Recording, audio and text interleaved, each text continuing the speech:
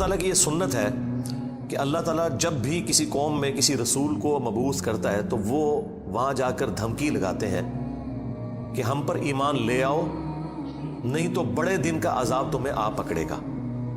اور وہ بڑا دن ان قوموں کے لیے ایام اللہ بن جاتا ہے، جس طرح کہ حضرت موسیٰ علیہ السلام کے مخالفین کے لیے، فرعونیوں کے لیے بخاری مسلم میں آیا کہ 10 محرم کا دن ایام اللہ بن گیا کہ اس دن فرعونی ڈبو دیے گئے۔ اسی طریقے سے قوم نوح جس دن ڈبوئی گئی وہ ان کے لیے ایام اللہ میں سے ایک یوم تھا، اللہ کے بڑے بڑے فیصلوں کے دنوں میں سے ایک دن۔ تو رسول ہمیشہ یہ دعوت دیتے ہیں کہ ہم پر ایمان لاؤ، اور اگر ایمان نہیں لاؤ گے تو بڑے دن کا عذاب تمہیں آ پکڑے گا، اور الٹیمیٹلی عذاب آتا ہے، اور اللہ تبارک و تعالیٰ اہل ایمان کو انبیاء کے ساتھ بچا لیتا ہے اور مخالفین کو تباہ و برباد کر دیتا ہے، کبھی سمندری طوفان کی شکل میں، کبھی آسمان سے پتھروں کی بارش کی شکل میں، کبھی تیز آندھیوں کے عذاب کی شکل میں، کبھی زمین میں دھسائے جانے کی شکل میں، مختلف شکلوں میں اللہ تعالیٰ کے عذابات آتے ہیں۔ اور یہ رسولوں کے کیس میں ہے، کیونکہ اللہ تعالیٰ نے پیٹ رول رسولوں کے کیس میں بیان کیا ہے، کتب اللہ لأغلبن انا ورسلی، اللہ تعالیٰ نے اپنی ڈیسٹنی میں، تقدیر میں یہ بات لکھ دی ہے کہ میرے رسول، بے شک میرے رسول اور میں ہی غالب رہوں گا۔ تو ظاہر ہے کہ رسولوں کا غلبہ اسی صورت میں ہوگا کہ جب رسول دھمکی لگانے کے بعد خود قتل نہ ہو جائے بلکہ ان کے مخالفین تباہ ہو جائیں، اور رسولوں کو اور اہل ایمان کو اللہ تعالیٰ بچا لے۔ ایک ایکسیپشنل کیس سیدنا عیسیٰ علیہ السلام کا ہوا ہے کہ اس وقت تو ان کے مخالفین تباہ و برباد نہیں ہوئے، حضرت عیسیٰ علیہ السلام کو اللہ تعالیٰ نے زندہ آسمانوں پہ اٹھا لیا۔ یہ ایک یونیک ایکسیپشنل کیس ہے، لیکن اس کے بعد سے اب تک یہودی اللہ تعالیٰ کے زیر عتاب ہے اس حوالے سے کہ انہوں نے اپنی روش درست نہیں کی، اور پھر آخری عذاب کا کوڑا حضرت عیسیٰ علیہ السلام کے ذریعے ہی پڑے گا ان یہودیوں پر، اور وہ جب دنیا میں آئیں گے تو پھر یہودیوں کے خلاف قتال کریں گے۔ دنیا میں ان کا دوبارہ آنے کا مقصد ایک اعتبار سے اس حساب سے بھی بن جاتا ہے کہ انہوں نے اپنی مبارک زندگی میں اپنے مخالفین کے اوپر عذاب نہیں دیکھا تھا، وہ اب جب دوبارہ دنیا میں آئیں گے نا تو وہ عذاب اللہ تعالیٰ ان کے ذریعے ان کے مخالفین پر نازل فرمائے گا۔ یہ بھی ایک حکمت ہے حضرت عیسیٰ علیہ السلام کی دوبارہ دنیا میں آنے کی، اگرچہ یہ ان کی اولادیں ہیں لیکن روش تو انہوں نے نہیں چھوڑی۔ ایک اور ایکسیپشن ہے وہ یونس علیہ السلام کی ہے، ان کے کیس میں تو اللہ تعالیٰ نے بالکل ڈیفرنٹ ایک فیصلہ فرمایا کہ یونس علیہ السلام کی قوم نے جب عذاب کے آثار دیکھے تو انہوں نے توبہ کی، اور اللہ تعالیٰ نے ان سب کا ایمان قبول کر لیا، اور وہ قرآن میں آتا ہے کہ 1,00,000 سے بھی زیادہ لوگ تھے جو سارے کے سارے ایک دن میں مسلمان ہو گئے۔ یعنی یونس علیہ السلام کی سال ہر سال کی تبلیغ نے کوئی اثر نہیں دکھایا، جب عذاب کے آثار نظر آئے تو انہوں نے ایمان قبول کر لیا۔ یہ صرف یونس علیہ السلام کی قوم نہیں، باقی قوموں کے بارے میں بھی سورۃ الانبیاء میں آیا کہ جب کبھی بھی رسولوں کے مخالفین پر عذاب آتا تھا تو مخالفین اس عذاب کے وقت پھر چیخیں مارتے تھے اور کہتے تھے کہ یا اللہ ہمیں ایک دفعہ چھوڑ دے، اب ہم تیرے نبی کو مانیں گے۔ سب سے بڑا خبیث فرعون، اس کے بارے میں قرآن میں سورہ یونس میں ہی ہم پڑھ چکے ہیں کہ اس نے بھی موت کے وقت کہا تھا کہ میں ایمان لاتا ہوں موسیٰ علیہ السلام کے رب پر، بنو اسرائیل کے رب پر، اور پھر اللہ تعالیٰ نے جواب میں فرمایا آن، اس وقت اب ایمان لے کر آیا، اس وقت ایمان لانا تجھے کوئی فائدہ نہیں دے گا۔ جو جامع ترمذی میں بھی حدیث ہے کہ موت کے غرغرے سے پہلے پہلے توبہ قبول ہے۔ یہ جو موت کا غرغرہ ہے نا، یہ امتوں کے کیسز میں عذاب کے آثار کا سامنے نظر آنا ہے۔ وہ پوری قوم کے لیے موت کے غرغرے کا وقت ہے، اگرچہ وہ ان پہ نظر نہیں آئی ہے لیکن وہ اللہ کا فیصلہ ہو چکا ہے، وہ اب انہوں نے کنفرم مرنا ہی مرنا ہے۔ وہ آثار جب نظر آنا شروع ہوئے تو باقی قومیں بھی آہ و بکا کرتی تھیں، اس قوم نے بھی آہ و بکا کیا، اور اللہ تعالیٰ نے ان کے کیس میں وہ سن لیا اور انہیں بچا لیا۔ اور جب یونس علیہ السلام واپس آئے وہ تو دنگ رہ گئے کہ یہ کیا ہوا، میں تو انہیں عذاب کا وعدہ دے کے گیا تھا، یہ سارے کے سارے زندہ سلامت ہیں۔ اور اس سے بڑھ کر ان کو حیرانگی یہ ہوئی کہ وہ سب کے سب لوگ ایمان ملے ہیں۔ تو اب حضرت یونس علیہ السلام کو وہ غم تو بھول گیا کہ میرا دیا ہوا وعدہ پورا نہیں ہوا۔ ظاہر ہے ایک امبیرسمنٹ تو تھی کہ آپ قوم کو کہہ کے یہ نکلے ہیں کہ اب تم پہ عذاب آئے گا، اور عذاب نہیں آیا، تو امبیرسمنٹ تو حضرت یونس علیہ السلام نے فیل کی، لیکن اس کی کمپنسیشن اللہ نے اس حوالے سے کر دی کہ جو ان کا مقصد ہے وہ پورا ہو گیا کہ لوگ ایمان لے آئے۔ آپ سورۃ الاعراف میں، سورہ ہود میں بھی دیکھیں گے کہ جب کبھی قوموں پر عذاب آتا ہے تو اینڈ پہ وہ قوم کا پیغمبر عذاب دیکھنے کے بعد اپنی قوم سے مخاطب ہو کے کہتا ہے کہ میری قوم، میں نے تو بڑی کوشش کی تھی کہ تمہیں اس عذاب سے بچا لیتا، لیکن تم خود گمراہی پر تلے ہوئے تھے۔ تو عذاب کے بعد بھی قوموں کا درد پیغمبروں کے سینے میں رہتا ہے، ایک نیچرل چیز ہے، رقیق القلب ہوتے ہیں نا جو پیغمبر ہوتے ہیں۔ تو یہاں پر جب انہوں نے دیکھا صاحب ایمان لے ہیں تو ظاہر ہے کہ وہ ایک ہیپی اینڈنگ ہوئی ہے۔ کیا ڈراپ سین ہوا ہے! میں کبھی بعض اوقات یہ جب حضرت یونس علیہ السلام کی قوم کا واقعہ قرآن میں پڑھتا ہوں نا تو میں بڑی خواہش کرتا ہوں کہ میں جنت میں جا کے یہ منظر دیکھوں کہ وقت کا پیغمبر عذاب کی وحی سنا کے گیا ہے۔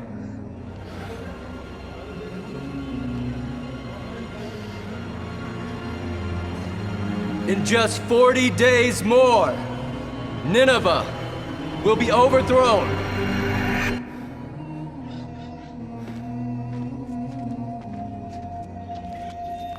اور لوگ چیخو پکار کر رہے ہیں، اور ایسا یونیک کیس ہو گیا ہے، سمجھ لیں مردے ہی زندہ ہو گئے کہ اللہ تعالیٰ ان کی چیخو پکار سن کے ان کی توبہ بھی قبول کر لیتا ہے۔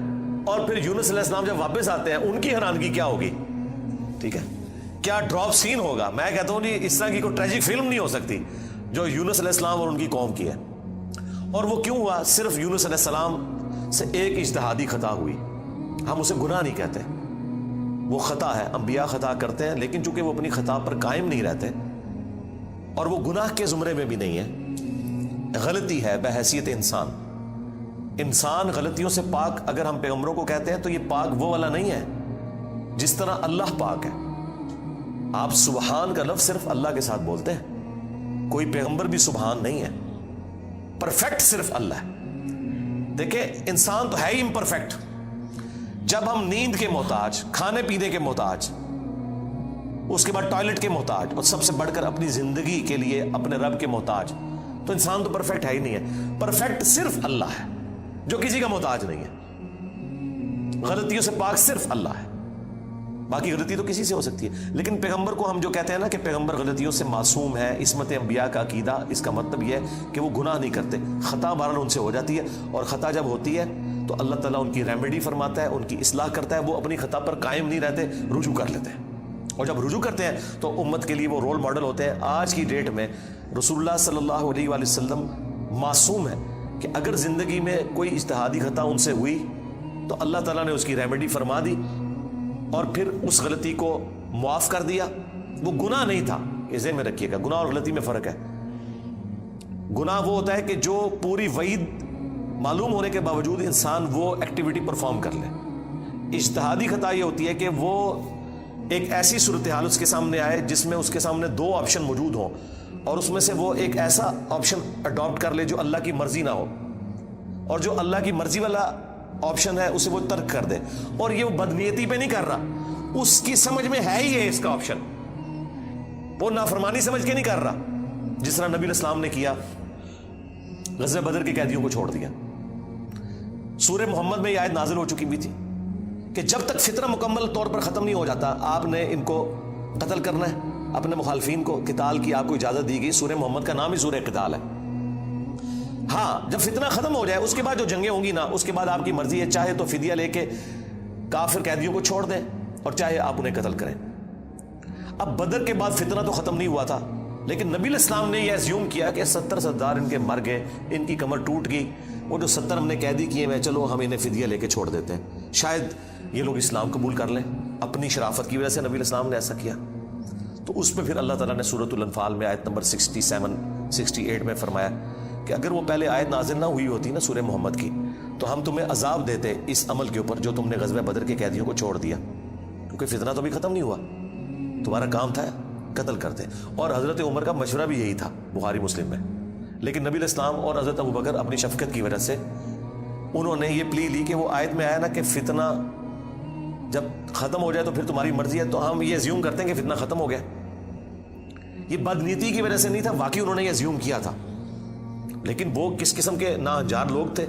حضرت عمر رضی اللہ تعالیٰ عنہ نے یہ کنکلوڈ کیا کہ نہیں یہ اس قابل ہے، یہ قتل ہونے چاہیے۔ بہرحال وہ اجتہادی خطا اللہ تعالیٰ نے معاف کی۔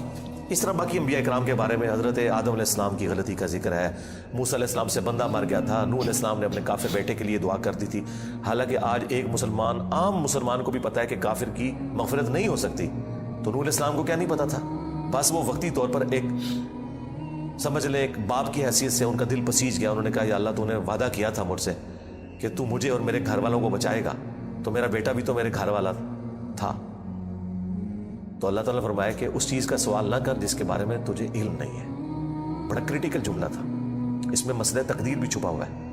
ایک تو سمپل معنی ہے کہ اس بارے میں مجھ سے سوال کیوں کر رہا ہے, تم نے کب یہ ایزیوم کر لیا کہ تمہارے گھر والے اگر کفر کریں گے تو میں انہیں چھوڑ دوں گا.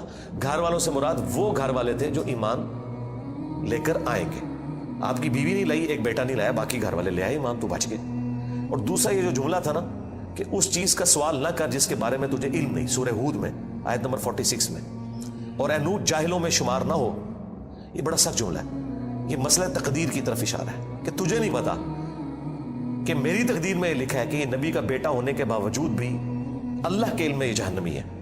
وہ اللہ تعالیٰ نے اسے جہنمی نہیں بنایا بلکہ اپنے کرتوتوں کی وجہ سے. تو اللہ کی تقدیر کے اوپر تو کسی کا بھی علم نہیں ہے نا جب تک اللہ تعالیٰ مطلع نہ کر دے. یہ بہت کریٹیکل ایشو ہے, اس لیے میں نے الگ سے ایک ویڈیو اس پہ ریکارڈ کروائی ہے.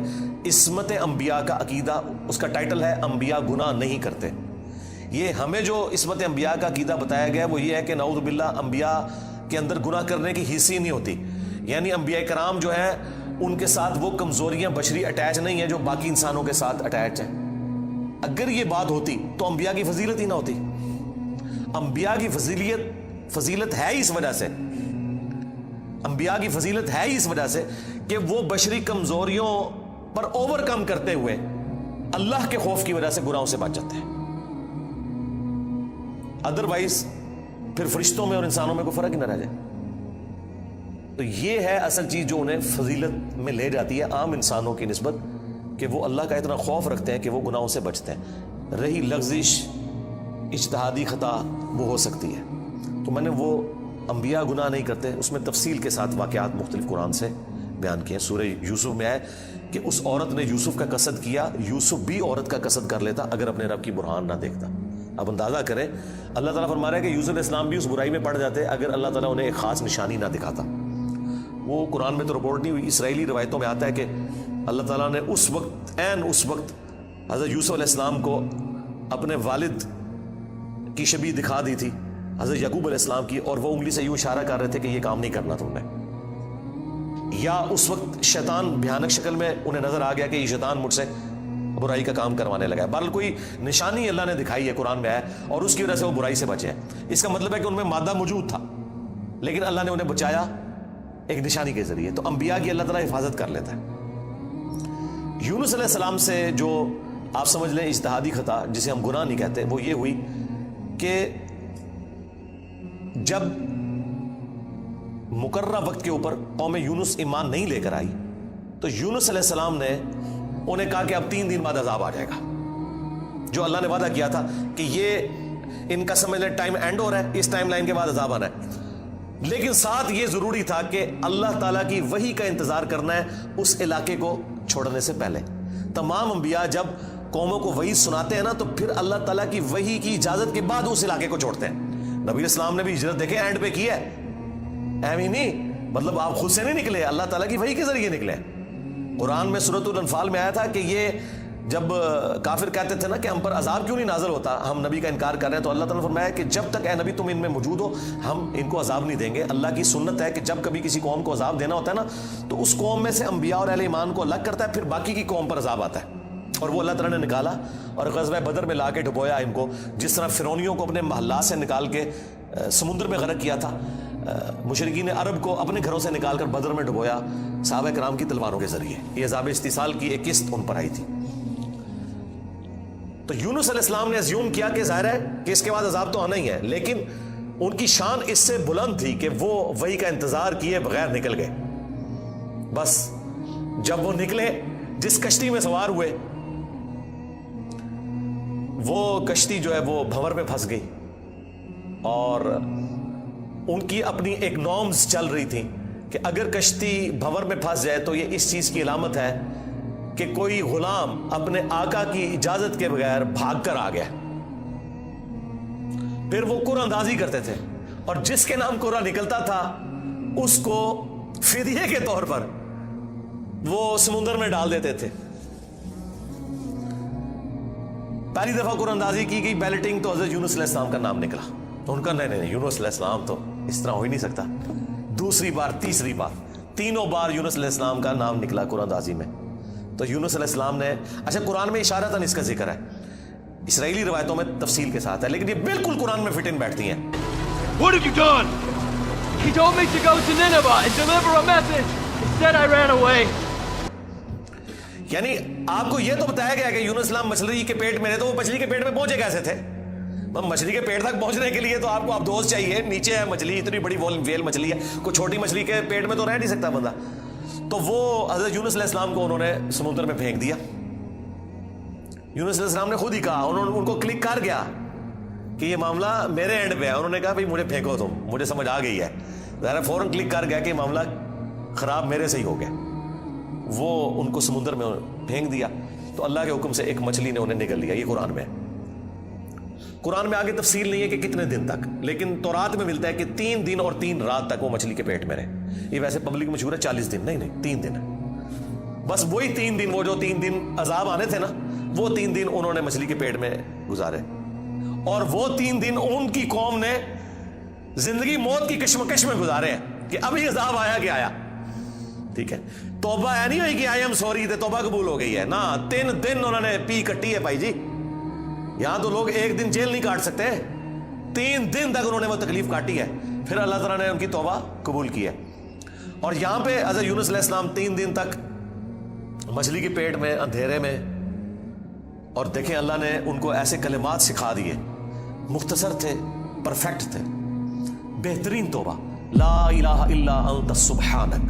سورۃ الانبیاء میں یہ دعا آئی ہے، اے اللہ تیرے سوا کوئی معبود نہیں، اور تو پاک ہے نا، پاک تو غلطی نہیں کر سکتا.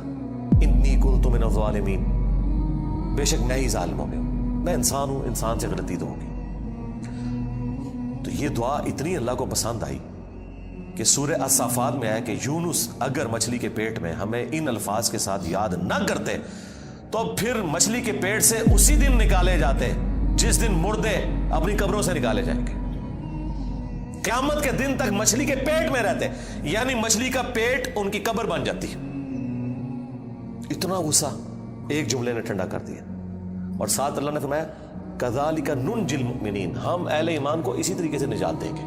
یعنی جو بھی یونس والے طریقے سے ہماری طرف متوجہ ہوا اسے بھی ہم نجات دیں گے. یہ دعا ہمیں اتنی پسند ہے کہ جو ان الفاظ کے ساتھ ہم سے معافی مانگے گا ہم اسے بھی نجات دیں گے. جامعہ ترمذی میں حدیث ہے، جو یونس علیہ السلام کی دعا کے ذریعے اللہ کی طرف متوجہ ہوا اللہ تعالیٰ کبھی اسے محروم نہیں لوٹائے گا.